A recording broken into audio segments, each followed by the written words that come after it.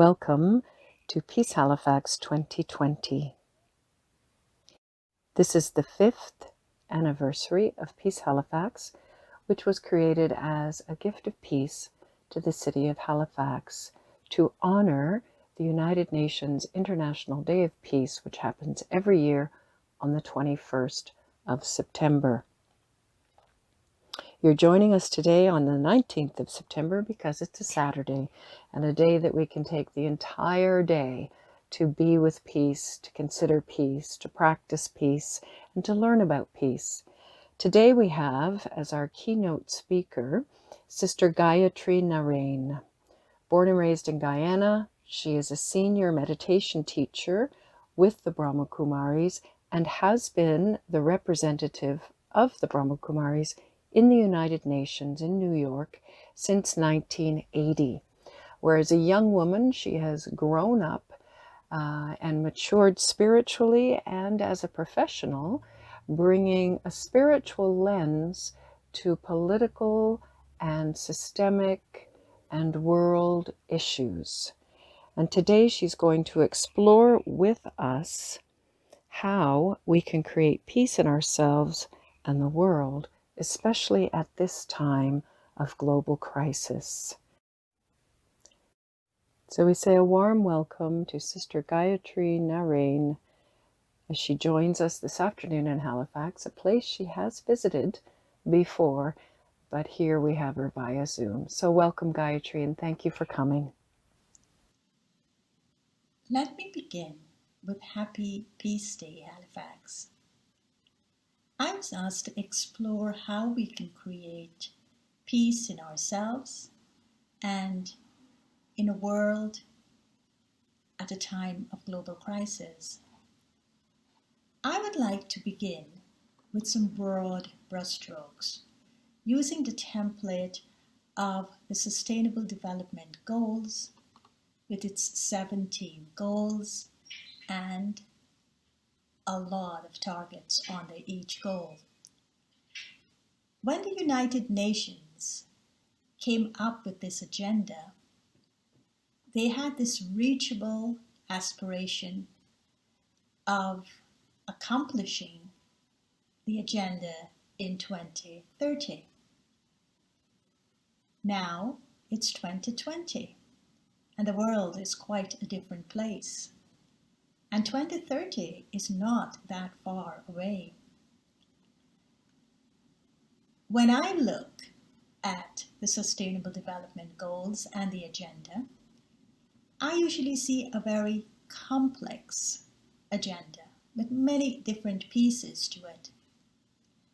But for my own sake, I try to simplify it and to use a simple formula. So I will share with you my simple formula of looking at peace in the world through the Sustainable Development Goals agenda.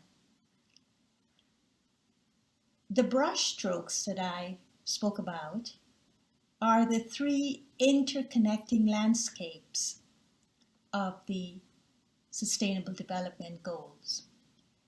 The three landscapes are economic, social, and environmental. And I would add a fourth, which is the spiritual landscape. They designed a process in order to achieve these goals. And the process is actually encapsulated into 5 P's. Peace, partnership, people, planet, and prosperity. And so I would use these 5 P's and these 4 landscape to explain to you in my exploration today how I make sense and meaning out of something very complex, but using the spiritual principle of simplicity. I I would say that the P of prosperity goes with the landscape of economic. I would say the P of people go with the landscape of the social. And I would say the P of planet goes with the landscape of the environment. But then the other two P's of peace and partnership, I would say that they belong to the spiritual landscape. So let's start with peace and partnership within the context of the spiritual landscape. Spiritually speaking, peace and nonviolence are the original nature of the being, which is called the soul. When one journeys within, it is normally with the intention to explore and to remove the layers of the acquired identity in order to discover the true and authentic self. Well, what we also discover is that lying at the foundation of the true and authentic self are peace and nonviolence. So peace is not just a state of mind, but it is an authentic state of being. It's like my whole being constitutes peace and nonviolence. This state of peace and nonviolence emerges out of inner solitude, inner silence, inner quietness, and an inner stillness. It is in this unlimited space within the soul that possibilities are seen.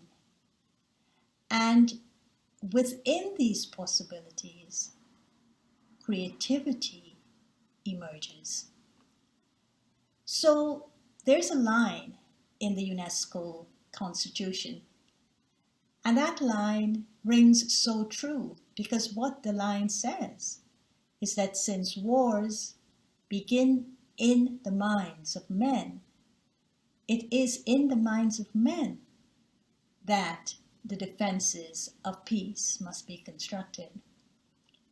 So when we start the work of reconstructing the inner landscape of peace in the soul, then we can have the wisdom, we can have the sense, we can have the strength to then look at partnership from another perspective, which I call the spiritual perspective. Partnership is usually to cooperate for a common cause, to conserve together that which will be beneficial to the people and to the planet. But spiritually speaking, at the core of cooperation is love. And people come around that love because it's a love for a greater good. They cooperate for that greater good. So cooperation or partnership is to remove the silos and the divisions that we have created in our world and to look at the whole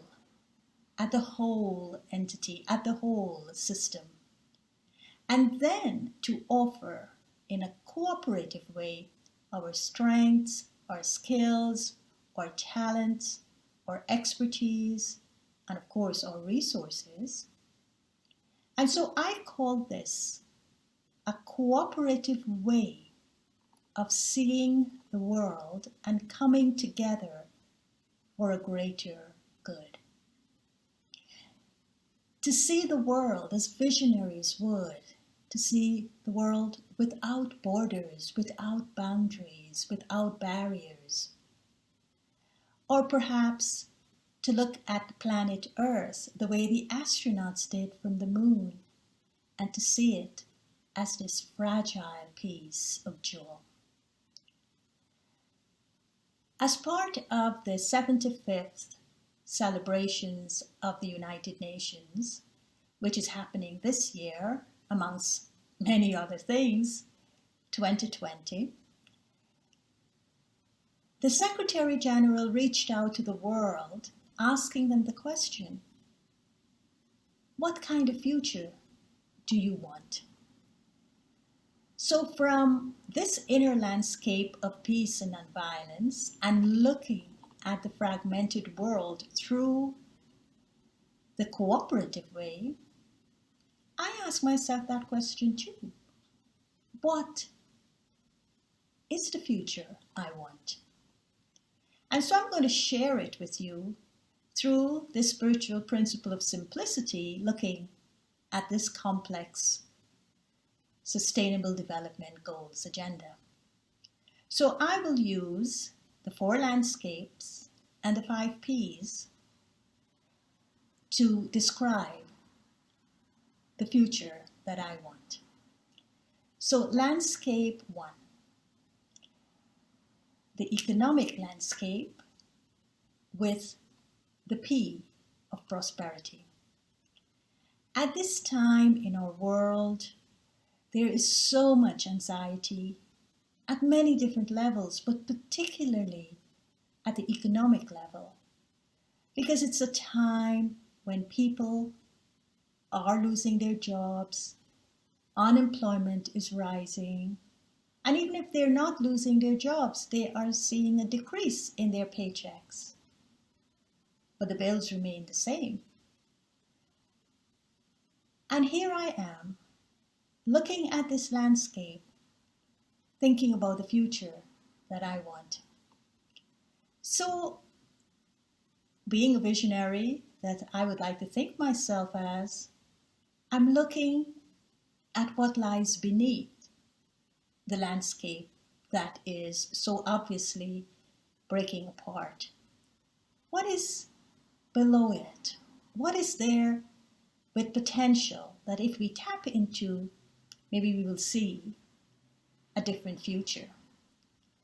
So I decided that I would look through the lens of peace and nonviolence, of course, for my spiritual landscape, and I would look at it in the cooperative way, and I would look at prosperity in relation to abundance rather than scarcity. And so this slogan that I see written across the landscape, the economic landscape, is that there's enough for everyone's need, but not for everyone's greed. And so taking that up, I then start looking at my future through the creation of a wealth that would lead me to abundance and prosperity. And so I look at it first as monetary wealth, seeing wealth as money and seeing money as sacred. Can I use money in a way that is life generating, that brings dignity and worth to people's life and lifestyles? I look at my physical body and I look at my physical health as wealth. Do I see my physical health and well-being as valuable assets to this prosperity that I want? Then I look at the emotional wealth. Can I invest in self-care and self-compassion as essential to a stronger immune system? Then, of course, there's mental wealth. At a time in which mental illness is on the increase, can I use the currency of my thoughts to help build resilience and to help build capacity? Can I give that value to my thoughts as a very important currency? And then the spiritual wealth. Spiritual wealth is very important and very vital in the pursuit of happiness, because happiness is an intrinsic quality in the soul. So for me to go in pursuit of happiness, I first of all have got to embark on that pursuit from within myself. So if I were to look at the economic landscape and I were to see it through wealth creation and the potential that the landscape has with its abundance, then I would describe prosperity with everything I've said above. Now, I'm looking at landscape number 2, which is the social landscape. And then the P on that landscape is people.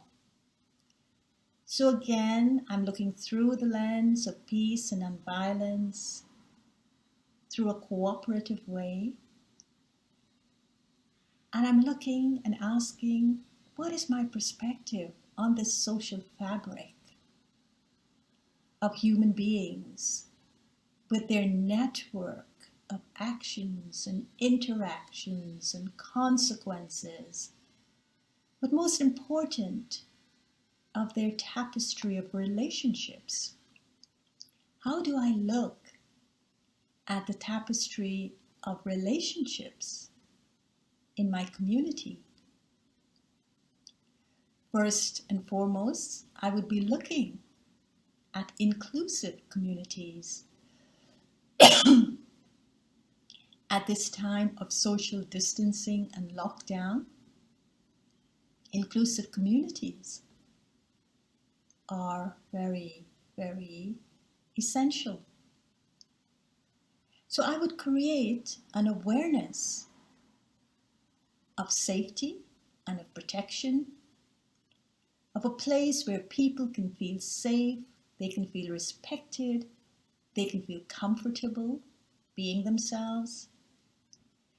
They could have a feeling of acceptance, and they could see their communities as places where there's caring and where there's sharing. And this would give them a profound sense of belonging. There won't be words like aliens, but words that would include. I would see my communities as places where we make the effort to break down barriers, where we make the effort to develop high levels of trust, where we give people the opportunities to express themselves and to be who they are, bringing their differences to enrich our learnings and to enrich our understanding of things that they may have that I may find different, and things that I may have that they would find different. So it's a meeting point of differences becoming opportunities for deeper learnings. And then I would look to see how I could foster friendships. I would look for ways to connect. I would look for spaces where people's voices could be heard.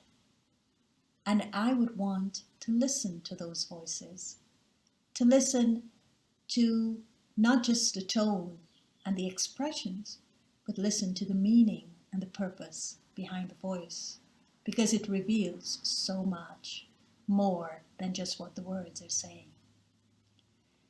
But most of all, in this fabric of the social, I would like to see us celebrate multiculturalism, because there's such a richness in that. The third landscape would be the environmental landscape, but of course the P of planet. Looking through the lens of peace and nonviolence, and again through the cooperative way, how do I see the state of Mother Earth? What is Mother Earth showing me about herself? I think she's showing me a lot, but she's also calling on me to have a different relationship with her. And so I would look at what we so popularly call as eco-friendly. I would look at the deeper meaning of that word in my life. And I would want to have an eco-friendly awareness, recognizing the fragility of our home planet and the need to change my lifestyle in order to live in harmony with nature, in order to listen to the call of Mother Earth. I would also develop an eco-friendly attitude of gratitude, the gratitude of taking time to smell the roses.